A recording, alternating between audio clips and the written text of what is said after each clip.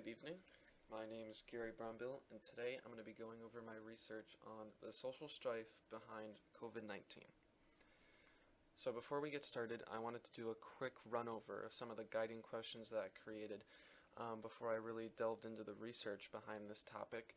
And really the first thing I came up with was I wanted to know, how has hysteria from COVID-19 led to a spike in xenophobic and racist attacks primarily against people of East Asian descent, say the Chinese, Japanese, and even Koreans. And then that kind of took me into how the media, the idea of have they helped or hindered the kind of mass hysteria arising from COVID-19, and has that even facilitated some of these views kind of spreading around, especially the American population.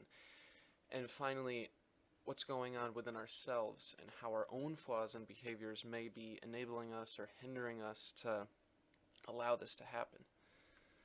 So just a really quick background if you didn't already know enough.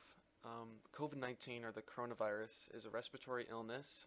It started around the end of 19 in Wuhan, which is a city in China.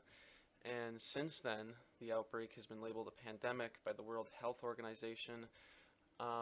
There is no vaccine as of yet, and symptoms range all over the place, from pneumonia to being asymptomatic to just having the common cold. And as of a few days ago, the confirmed cases in the US alone are already at over 75,000.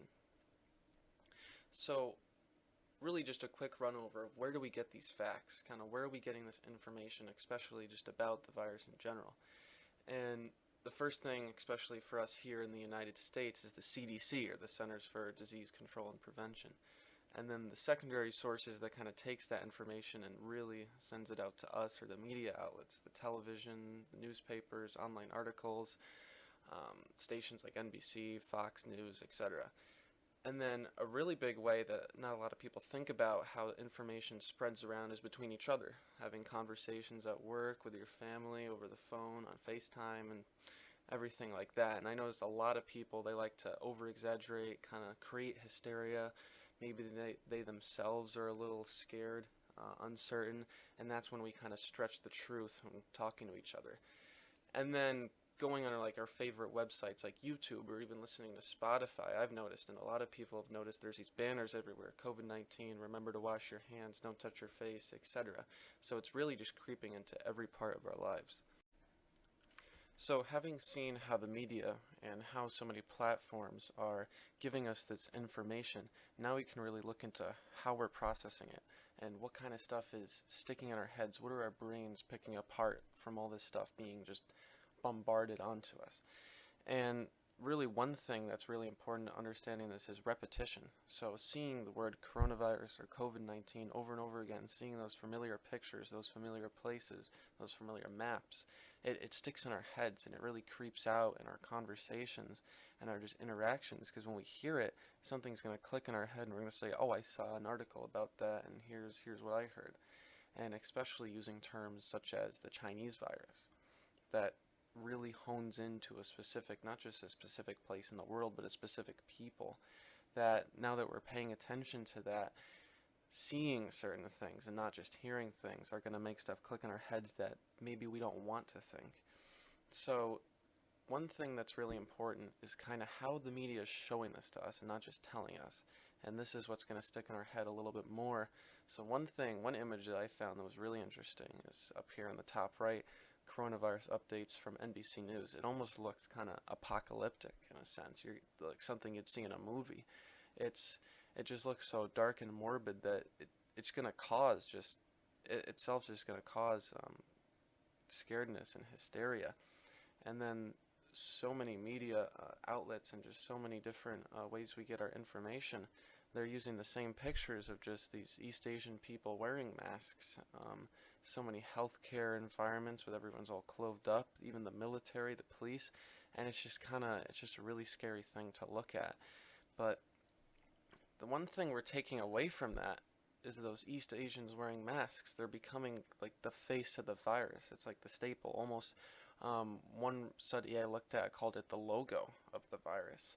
And because of that, we're remembering that image in our heads. So when we see people around us, our fellow peers and our friends who are Asian American, something happens and we just lose control, and people are saying, you look like you have corona, go back to China or I'll shoot you myself. And so many people are being harassed, not just verbally, but even physically. They're being beat up on the subways, they're being pushed, they're being shoved. And this is all because of how we're just getting our information, and the hysteria behind it is just causing something in our heads that makes us act this way. And looking for a reason behind this, I kind of fell on implicit bias. So the really easy way of explaining implicit bias is it's everything we've learned that just kind of happens in an unconscious manner. So maybe what we've seen on TV, what our parents have taught us, what we learned from our friends. It's our understanding and decisions on those understandings that we can't really control. And they're distinct mental constructs, that idea that they don't necessarily align with our declared beliefs. It's not something we want to say, it's not something we want to do, but just the feeling in the moment just really takes away, and we lose control of ourselves. And it's never usually about ourselves, it's about someone else. And here it's about the East Asians, and how since the coronavirus started in China, they're just becoming the target of so much unwanted attention. And over 36 countries so far have reported incidents of xenophobia and racism related to the pandemic, targeting, like again, especially East Asian people. And I found there's even an entire Wikipedia page dedicated to categorizing these events, whereas you'd see a Wikipedia page like, let's say, list of countries that trade with the USA. No, this is a list of xenophobic events happening because of the coronavirus. And it's causing these people to feel scared and alone. And so many articles I've read interviewing people, especially in New York City, they're scared to leave their homes. They're almost happy that they're quarantined because they're not going to have to go out and possibly put themselves at risk, possibly get hurt. And just another thing here, what the president said, it comes from China, that's why it comes from China, I want to be accurate. With words like that coming from such a person in such a high place and from such an authority with so much power, when we're scared, we listen to those people. They're our mentors, they're giving us guidance, and that again is just only emphasizing these ideas that once something clicks. So the big question now is, what can we do about it? How can we mitigate the problem? And from what I've found, the emphasis on this really falls on learning more about how people are helping each other. What are we doing to combat the virus, instead of just constantly being bombarded with, here's how many new deaths there are, here's how many healthcare workers are dying, here's how many more people are infected, the US is now the most infected country in the world. That kind of stuff's not going to help the problem, it's just going to make it worse. So releasing information like this community opened a new food bank, or how social distancing is helping you, those kind of things, getting people to read that, it's gonna, because our minds are malleable, because we can learn and unlearn things, it's only gonna help combat that implicit bias. It's gonna make us more aware, it's gonna make us more open to new things, and that really is just the whole basis behind it. Kind of how can we combat this, how can we help ourselves? And then here's just some final questions to kind of ask yourself based on what I've told you about my research, and kind of